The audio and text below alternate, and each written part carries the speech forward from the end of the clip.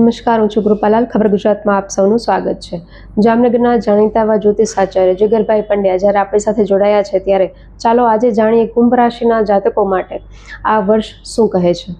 ખબર ગુજરાતમાં આપનું સ્વાગત છે.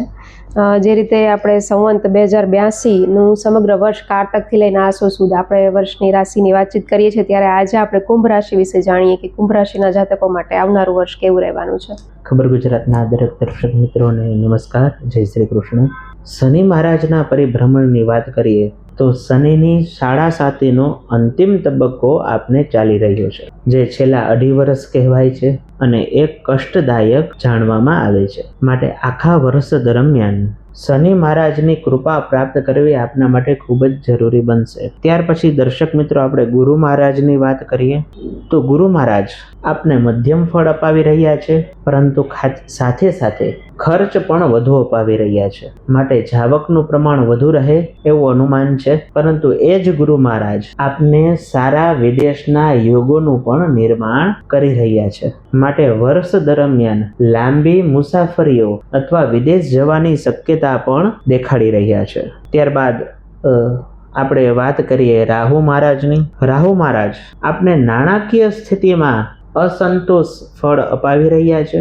આપના મનમાં અસંતોષ આર્થિક બાબતે દેખાઈ જણાશે. આ વર્ષ દરમિયાન પરિશ્રમ અને સંઘર્ષ કાર્યક્ષેત્રમાં ઘણો બધો રહેવાનો છે. માનસિક અશાંતિનો પણ થોડોક સામનો કરવો પડી શકે એવું અનુમાન છે. માનસિક સુખાકારીની જે મેં આપને વાત કરીએ એમાં પ્રારંભ દરમિયાન મિશ્ર ફળ રહેશે, પરંતુ ત્યારબાદ થોડોક અસંતોષ જણાશે. માટે આપણે માનસિક સ્થિતિ માટે ધ્યાન કરવું ખૂબ જ જરૂરી બનશે. કુંભ રાશિના જાતકો માટે આર્થિક સ્થિતિની વાત કરીએ તો નાણાકીય વર્ષ મધ્યમ રહેવાનું છે, પરંતુ મેં પૂર્વે આપને વાત કહી એ જ પ્રમાણે ખર્ચ ઉપર ખાસ કાબુ રાખજો.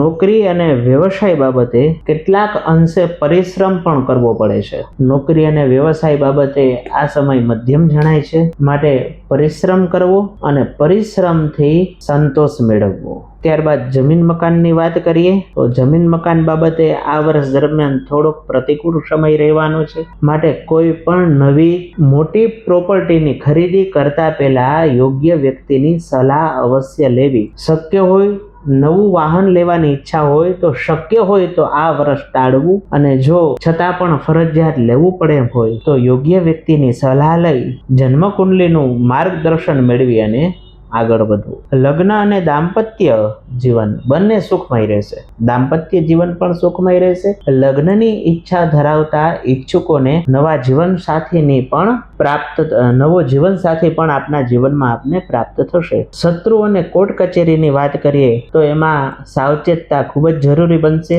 હિત શત્રુઓ વધે એવું અનુમાન છે, માટે હિત શત્રુઓથી સાવચેત રહેવાનું સૂચન છે. સરકારી કાર્યક્ષેત્રમાં પણ વિચારીને આગળ વધવું. આરોગ્યની વાત કરીએ તો આરોગ્ય આપનું સારું રહેવાનું છે, પરંતુ આપના પરિવારના સભ્યનું આરોગ્ય બાબતે આપને ચિંતાઓ સામાન્ય જણાશે. મધ્યમ અને સારું આપનું આરોગ્ય બંને રહેવાનું છે. આપની આરોગ્ય ક્ષેત્ર બાબતે જરૂરિયાતો પૂરી કરવા માટે પરિશ્રમ અવશ્ય કરવો પડશે. મહિલા વર્ગની વાત કરીએ, કુંભ રાશિના જાતકો મહિલા વર્ગ માટે આ વર્ષ મિશ્ર પ્રતિસાદ રૂપ રહેવાનું છે. પરિશ્રમો અને પ્રયત્નો સતત કરવા પડશે. વ્યવસાય બાબતે, નોકરી બાબતે સાવધાની ખૂબ જ જરૂરી બનશે. જો કોઈ પણ નવો વ્યવસાય આરંભ કરો છો તો સાવધાનીપૂર્વક અને સાવચેતીપૂર્વક આગળ વધવું. હવે વાત કરીએ ઉપાયોની તો આ વર્ષ દરમિયાન આપને ભગવાન શિવજીની પૂજા ઉપાસના ઉત્તમ ફળ આપશે. યોગ્ય બ્રાહ્મણ દ્વારા સરસવના તેલથી ભગવાન મહાદેવજી ઉપર રુદ્રાભિષેક કરાવવો. ત્યારબાદ ભગવાન શિવજીને કમળના પુષ્પ અર્પણ કરવા અને નિત્ય ઘરના મંદિરની અંદર નર્મદેશ્વર શિવલિંગ અથવા પારદ શિવલિંગની સ્થાપના કરી અને ગંગાજળ અને પવિત્ર નદીઓના જળથી ભગવાન શિવજી ઉપર અભિષેક કરી ભગવાન શિવજીની કૃપા પ્રાપ્ત કરવી. અને શક્ય હોય તો ઘરે નિત્ય શિવજીને દીવો અર્પણ કરવો, નૈવેદ્ય અર્પણ કરવું અને શિવજીના આશીર્વાદ પ્રાપ્ત કરવા. અવશ્ય આપનું જીવન મંગલમય રહેશે. નમસ્કાર.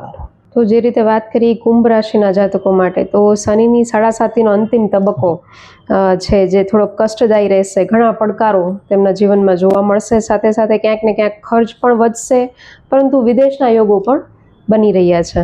અને વાત કરીએ શત્રુની, તો શત્રુથી સાવચેત રહેવાની જરૂર છે. અને મહિલાઓ માટે મિશ્ર ફળ આપે તેવા યોગ જણાય છે. તો ઉપાયોની વાત જે રીતે તમે કરી કે શિવજીની પૂજા અને ઉપાસના કરવાથી કુંભ રાશિના જે જાતકો છે તેમને આવનારું વર્ષ છે થોડું ઓછું કષ્ટદાયી રહે. તો જે રીતે કુંભ રાશિના જાતકો વિશે અત્યાર સુધી આપણે જાણ્યું, હવે આપણે આગળના એપિસોડમાં મીન રાશિ વિશે વાતચીત કરી. ખબર ગુજરાત સાથે જોડવા માટે આપનો ખૂબ ખૂબ આભાર. ગુજરાતના દરેક દર્શક મિત્રોને જય શ્રી કૃષ્ણ.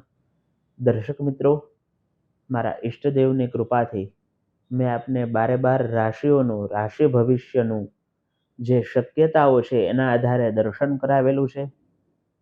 રાશિ ભવિષ્ય છે એ શક્યતાઓના આધારે આપને દર્શાવવામાં આવે છે.